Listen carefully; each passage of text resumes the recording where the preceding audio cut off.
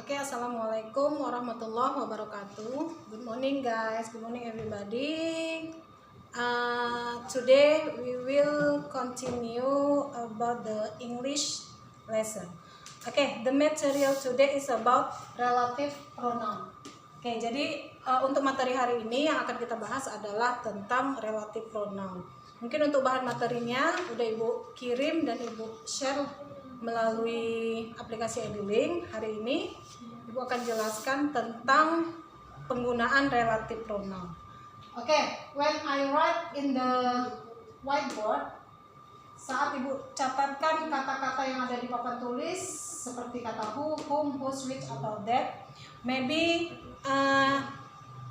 in your mindset, mungkin di dalam mindset kamu yang tergambar adalah question word atau kata tanya.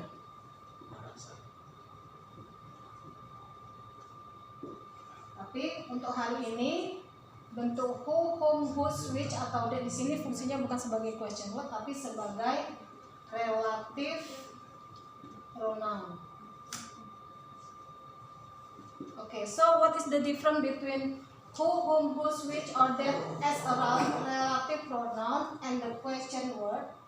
Kemudian apa bedanya antara kata-kata who, whom, whose, which, atau that ini yang fungsinya sebagai relative pronoun atau fungsinya sebagai question word? Tergantung peletakannya di mana. Jadi kalau kata-kata berikut ini terletak di awal kalimat, maka dia difungsikan sebagai question word. Contohnya who are you? Oke, di sini jelas terlihat bahwa kata who di sini terletak di awal kata. Maka kata who di sini fungsinya sebagai question word atau kata tanya. Sedangkan penggunaan kata who sebagai relative pronoun kalau seandainya kata who ini terletak di tengah-tengah sebuah kalimat. Contohnya, the man who stands in front of you is my father.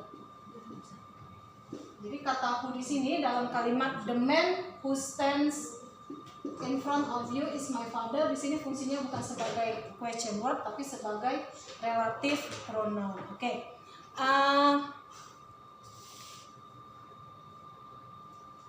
Dalam kalimat yang menggunakan relative pronoun, maka kalimat tersebut keseluruhannya disebut adjective clause ya. Jadi kata who-nya ini sebagai relative pronoun, sedangkan kalimat yang menggunakan relative pronoun di dalamnya itu disebut dengan adjective clause. Oke. Adjective clause ini sebenarnya kalimat yang terdiri dari dua kalimat. Yang pertama namanya induk kalimat atau kalimat induk, sedangkan bagian yang keduanya disebut anak kalimat.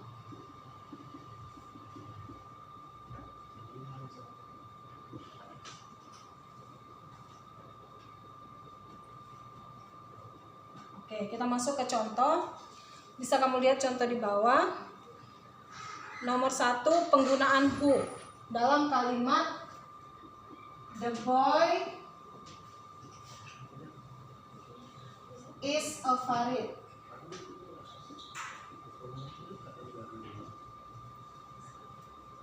He has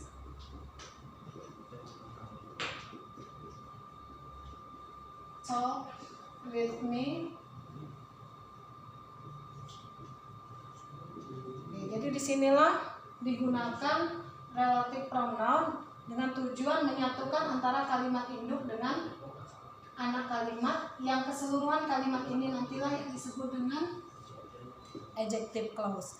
Bagaimana cara merubahnya? Cara merubahnya adalah kita lihat kalimat pertama dan kedua.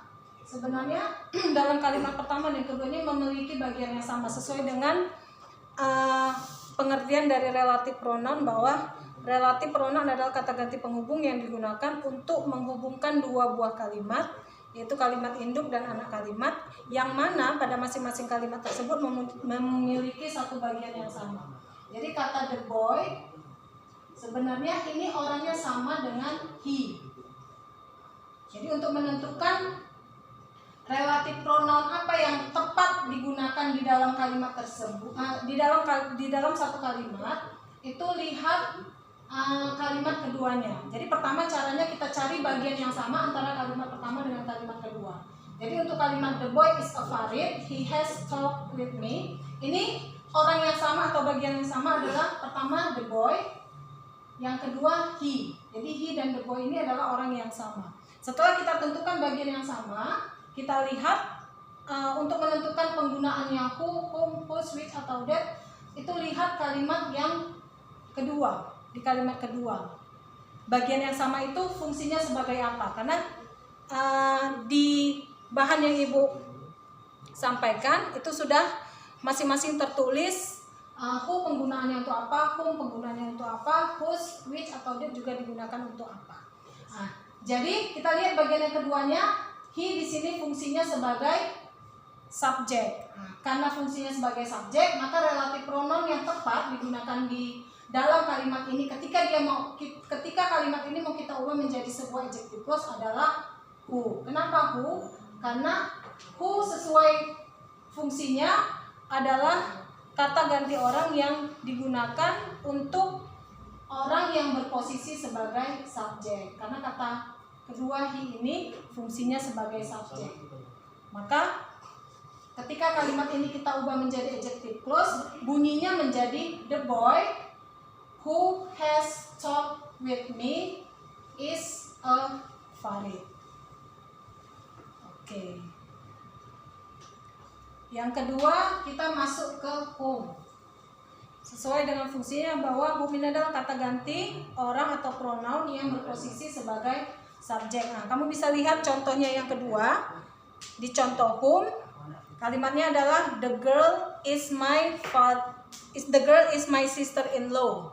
Kemudian kalimat yang kedua, Tom is teaching her. Nah, sesuai caranya bahwa di dalam contoh kalimat tersebut kita cari bagian yang sama. Bagian yang sama adalah bagian yang sudah Ibu cetak tebal di dalam bahan yang kamu terima ya, yaitu kata the girl dan her.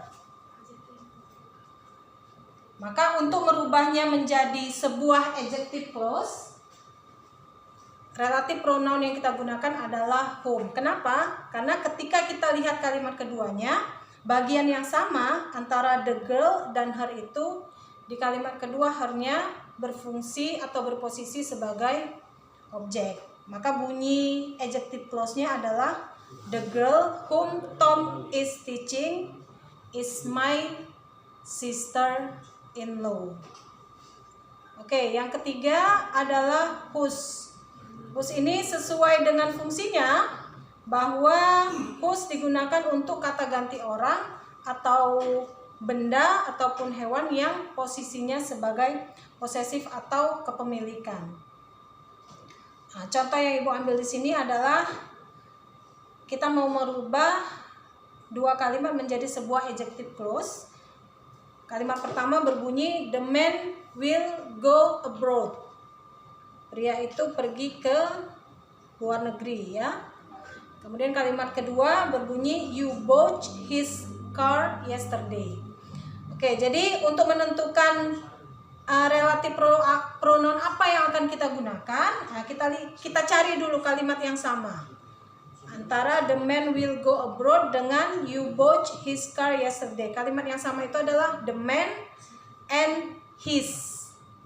Tapi di sini kata his diikuti dengan kata car, makanya jelas di sini terlihat bahwa itu adalah menunjukkan bentuk posesif. Nah, sesuai acuannya, kalau dia posesif digunakanlah kata whose sebagai relative pronoun. Jadi bentuk adjective clause-nya berbunyi the man whose car you bought yesterday will go abroad. Oke, untuk yang terakhir relatif pronoun yang keempat maupun yang kelima itu adalah kata which dan that. Nah, di sini Ibu pisahkan, padahal sebenarnya fungsi which dan that ini sama-sama berposisi untuk menggantikan kata benda atau hewan, baik dia posisinya sebagai subjek maupun sebagai objek. Nah, jadi kata which dan that ini sebenarnya fungsinya sama ya. Jadi bisa sebuah adjective clause itu bisa kamu gunakan kata which atau bisa kamu gunakan dengan kata that. Oke, contoh di sini Ibu ambil contohnya adalah America is a big country. Kalimat yang pertama, kemudian yang kedua, it consists of 50 states. Jadi Amerika itu adalah sebuah negara yang besar yang terdiri dari 50 negara bagian. Kalimat ini mau kita ubah menjadi bentuk adjective clause seperti ini. Karena yang mau kita gantikan itu adalah kata Amerika dan kata it. Jadi yang sama bagiannya dari dua kalimat ini yang Ibu beri baris tebal di bahan yang kamu terima ya, yaitu kata Amerika dan kata it. Makanya bunyi relatif pronoun yang digunakan adalah bisa digunakan kata which, bisa juga digunakan kata that. Maka bentuk adjective clause-nya adalah America which consists of 50 states is a big country. Jadi Amerika yang terdiri dari 50 negara bagian itu adalah negara yang besar. Oke. I think that's all for explanation. And for the assignment, untuk tugasnya bisa kamu lihat di aplikasi Edulink berikutnya. Jadi ada bentuk 15 soal seputar relative pronoun dan itu kamu kerjakan di exercise book. Okay, thank you very much for your attention and see you next week.